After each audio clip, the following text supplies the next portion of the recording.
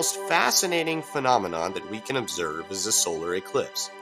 Rare yet magnificent, this event has been studied for decades. So what allows us to see it? To know that, we must go far back to the birth of the universe, the Big Bang.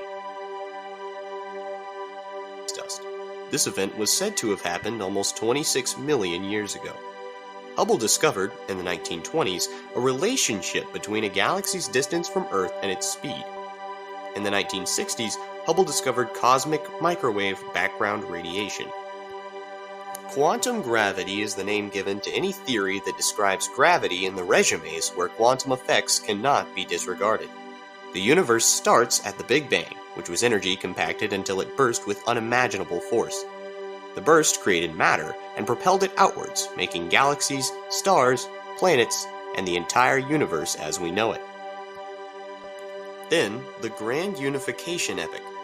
The Grand Unification Epoch was the period in the evolution of the early universe following the Planck Epoch, starting at about 10 to 43 seconds after the Big Bang. As the universe expands, the temperatures necessary to maintain the superforce decreases. The era ended with the separation of electromagnetism from the weak force. In physical cosmology, the electroweak epoch was the period in the evolution of the early universe when the temperature of the universe had fallen enough that the strong force separated from the electroweak. During this era, particles continually and very rapidly were created and destroyed until, by 1 millisecond, the universe had expanded and cooled far enough that the creation and destruction of these forms ended forever. For an unknown reason, the universe created slightly more matter particles than antimatter particles. Nucleosynthesis first occurred within the initial few minutes of the Big Bang. At that time, a quark-gluon plasma, a soup of particles known as quarks and gluons, condensed into protons and neutrons. After the universe cooled slightly, the neutrons fused with protons to make the nuclei of deuterium, an isotope of hydrogen. Nuclear reactions could occur until about 3 minutes after the Big Bang. However, the temperatures remained high enough to keep all the atoms ionized until about 300,000 to 500,000 years past the beginning. Cooling continued, and soon temperatures dipped too low for fusion to continue in the era of nuclei. This came to an end when the expanding universe had cooled down to about 3000 Kelvin. At this temperature, the hydrogen and helium nuclei were able to capture electrons and form stable particles. The era of atoms came next, which lasted around 380,000 to 1 billion years. The era of atoms began as the universe finally cooled and expanded enough for the nuclei to capture free electrons, forming fully fledged neutral atoms. Previously trapped photons were finally free to move through space, and the universe became transparent for the first time. 1 billion years to the present time, or 13.82 billion years after the Big Bang, we are in the era of galaxies. Only within the tiniest fraction of cosmic time have we humans existed. Today, we see images of galaxies, stars, nebulae, and other structures studded across the night sky. The universe is all space and time existing as a whole, believed to be 10 million light-years in diameter, and contains a vast number of internal groups called galaxies. Only one of these galaxies contains a solar system capable of supporting life, which is the Copernican system within the Orion spur of the Milky Way galaxy. The Milky Way was not the only galaxy formed from the Big Bang. As a matter of fact, all galaxies were formed from the Big Bang. Some, however, formed from the supernovas of stars, a phenomenon where a star gets so massive that it implodes, scattering large amounts of space dust across the universe. One prominent example of this is the Crab Nebula. While these galaxies are relevant to the universe and its expansion, the Milky Way and its parts are far more relevant to eclipses. The Milky Way contains many planets, stars, and nebulas. There are many galaxies in the universe, but this one contains our solar system and our planet. There are many things we may not know about our galaxy, as it's one of the biggest mysteries to scientists today. Here are some interesting facts you may not know about the Milky Way. It's warped near the center, which scientists believe to be evidence of a supermassive black hole at the center of our galaxy. It has over 200 billion stars, an invisible halo, and it was formed off of other galaxies. The most relevant groups within the Milky Way are the arms. There are 4 primary arms within our spiral galaxy: Perseus arm, Sagittarius arm, Carina arm, and lastly, the Orion arm. The Orion arm is the smallest, being only 10,000 light-years in length. The more interesting part about the Orion arm, however, is that it houses the very solar system that we live in. Our solar system is named the Copernican system, which orbits the center of the Milky Way at 515,000 miles per hour. There are 8 total planets and 171 total moons within it. It contains the planet in which all humanity lives, Earth. The collection of planets or other celestial bodies that orbit around a star is called a solar system. The 8 planets in our solar system, in order from the closest to farthest from the Sun, are Mercury, Venus, Earth, Mars, Jupiter, Saturn, Uranus, and Neptune. Mercury, Venus, Mars, and Earth are all terrestrial rocky planets, while Jupiter, Saturn, Uranus, and Neptune are all Jovian, or gas giants. The 3 planets within our solar system that allow a solar or lunar eclipse to occur are Earth, the observer, the Sun, the producer, and the Moon, the blocker. The only reason solar or lunar eclipses are observable to humans on Earth is because both the Sun and the Moon are visible to us. Firstly, each of these planets has a specific role based part of our solar system. Forming around 4.6 billion years ago in a giant spinning cloud of gas and dust called a solar nebula, it is a planetary body that provides life for the Earth, giving it the necessary heat to support plant and animal life. All planets in our solar system are locked around this main sequence star. More importantly, however, it produces light. Then, the Earth. Being 24,000 miles in diameter, it's the average size for a terrestrial planet. It orbits around the Sun in the Goldilocks zone, an area that is the proper distance from a parent star to be habitable. Earth is home to the only known intelligent life form in the universe, humans. The Earth isn't the only terrestrial rock related to the Sun. The Moon formed during a large collision between the Earth and another unknown planet, around the size of the planet Mars. It has a rocky appearance and small structure, being only around 1,000 miles in diameter, and being Earth's one and only moon.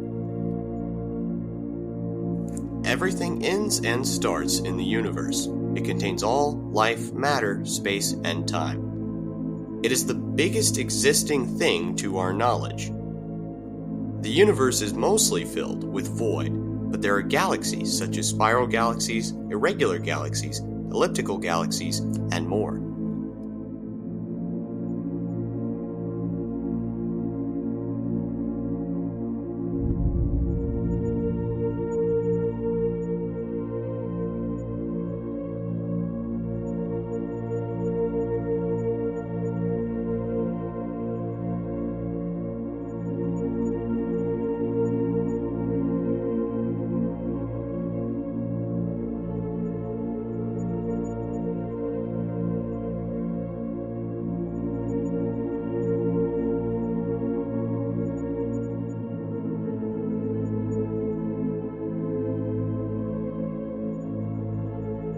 Of these 8 planetary bodies, only one of them can sustain life: Earth. While terrestrial planets often don't have any moons, Earth has one that's visible to the only known intelligent life, humans on Earth. The existence of a moon is what allows a solar and lunar eclipse to occur. When all of these bodies are lined up at precisely the right time, one can observe exactly what an eclipse is. So what is an eclipse specifically, and how exactly can we observe it? A solar eclipse occurs when the Sun, Earth's moon, and Earth line up in the perfect order, with the moon in between the Earth and the Sun. This causes the moon to block much of the light from the Sun from reaching the surface of the Earth. In the path of totality, the center of the eclipse's path, it can be nearly pitch black for some time. The blocking of the sun's light causes the sun to appear as a sort of ring of fire in the sky. This has a varying effect on the Earth, making some places nearly completely dark, and some places completely unaffected. Solar eclipses are a rare event, typically occurring only once in a few years, so viewing one is a rare occasion. Being in the path of totality, however, is even rarer, being a truly once-in-a-lifetime experience. The moon's obstruction of the path of sunlight causes a sort of double shadow effect. The larger shadow, called the penumbra, is the shadow covering a large area of the Earth, which merely dims the light reaching other areas of the planet. The second shadow is the umbra. This produces the path of totality and blocks all sunlight in a small area of the Earth. This effect is caused by the sun's rays, which project on. Our solar system is much larger and expands farther upon our 8 planets. The solar system is more than 4.6 million years old. The sun uses its massive gravitational pull to keep every planet in the solar system. In 2009, astronomers exploring a giant cloud of gas and dust at the center of the Milky Way made a surprising discovery. The cloud was packed full of a chemical known as ethyl formate, which has a couple of properties. If you combine the mass of everything in the solar system, the sun would account for more than 99% of that mass. The Kuiper Belt is an area of our solar system past Neptune, containing a lot of icy objects. It's also where Pluto is located. Triton is probably one of those icy Kuiper Belt objects that at some point got trapped by Neptune's gravity and has been orbiting it ever since. For one, it rains sulfuric acid, constantly making it very hard to research and conduct research on. It's close to Earth in size and gravity, just much closer to the Sun. Venus has mostly carbon dioxide in its atmosphere. It's the hottest planet because of the greenhouse effect.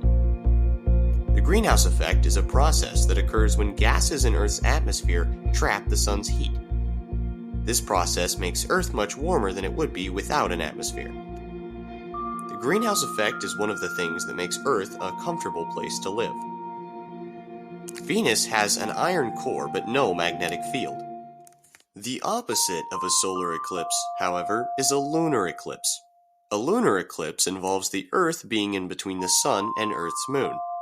This is relatively the same effect as a solar eclipse if the observers were on the moon. Being on Earth, however, a lunar eclipse simply acts to make the moon appear red at night, which gives observers on Earth the perspective of being on the moon during a solar eclipse. This is helpful in our understanding of solar eclipses because of the change in perspective.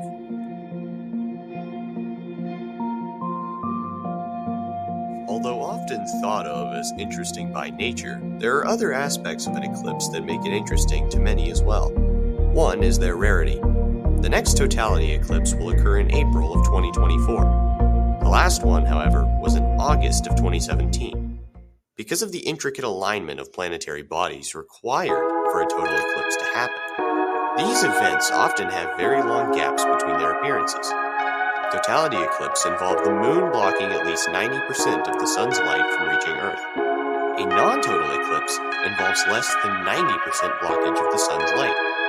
This is caused by the imperfect alignment of the planetary bodies at work. Eclipses are much more complicated than they may initially seem, and the different factors at work create a surprisingly intricate sequence of events, as well as different ways they can play out. We tend to think of solar eclipses as being only one type of event. However, there are several different types of eclipses that can occur within our solar system, 4 to be precise. As discussed before, a total eclipse involves 90% or greater blockage of sunlight, and partial eclipses involve less than 90% coverage. Annular eclipses occur when the sun remains visible as a ring of light behind the moon, which is essentially a variation of a partial eclipse. The final type is a hybrid eclipse. These eclipses obtain their name because your position relative to the moon is what determines if it is annular or total. For one, the shadow of an eclipse moves across the Earth at over 2,600 kilometers per hour, or over 1,600 miles per hour. This means that an eclipse shadow could move from New York City to Los Angeles in around 2 hours. Eclipses can also have a drastic effect on weather, as temperatures can drop around 20 degrees Fahrenheit during totality. The proper term for the alignment of the Sun, Moon, and Earth in an eclipse is syzygy, which comes from the Greek for together. Throughout the course of human history, different civilizations have had very different reactions to solar eclipses. The Aztec people had a very different view of eclipses. Unlike their contemporaries, they didn't attach much historical significance to these events. Aztec mythology is complicated and largely unknown, so our only knowledge resides in their historical records.